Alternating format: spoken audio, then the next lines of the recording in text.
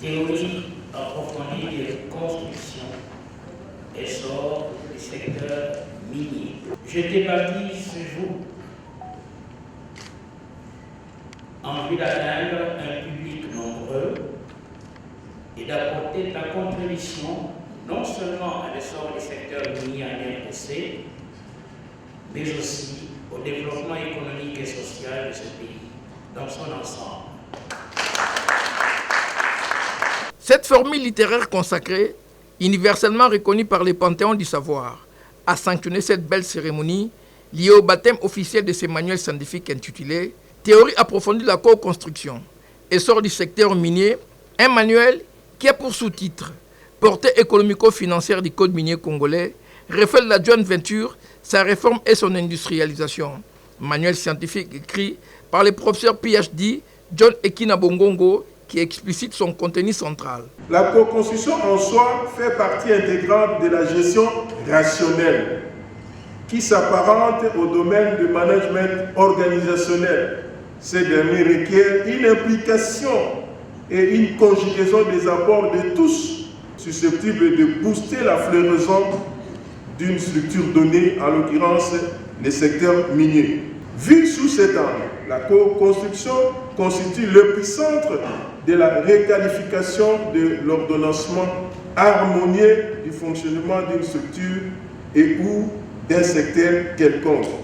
Donc c'est un facteur le plus déterminant dans l'approche participative et interactive dans les domaines de gestion économique qui en principe est le socle de l'éclosion de toute organisation, notamment le partenariat stratégique. La publication de ces manuels scientifiques, calqués et adaptés sur les réalités minières congolaises, qui viennent d'être portés sur les fonds baptismaux, a été saluée par un panel de membres du Gotha scientifique congolais à travers sa crème intellectuelle. Ici, j'aimerais vraiment féliciter le professeur Ekina Bongongo pour son ouvrage. Malheureusement, je n'ai pas eu le temps de le lire.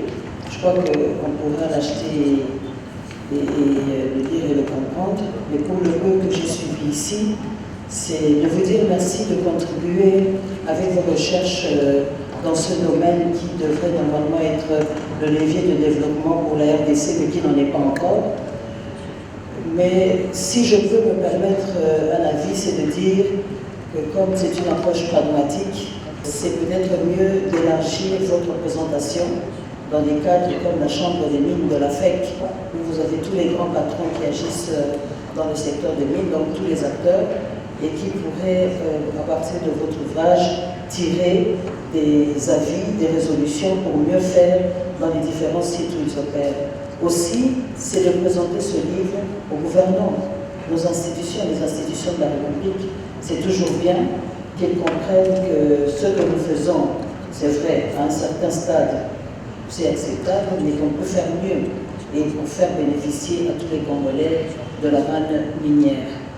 Ce manuel, qui compte 421 pages, est subdivisé en 3 grandes parties, avec une dizaine de chapitres qui est accessible pour tous et déjà garni dans les rayons des différentes bibliothèques universitaires et salles UP de lecture, parmi lesquelles les centres Wallonie Bruxelles de Kinshasa, qui a accueilli la cérémonie de son baptême.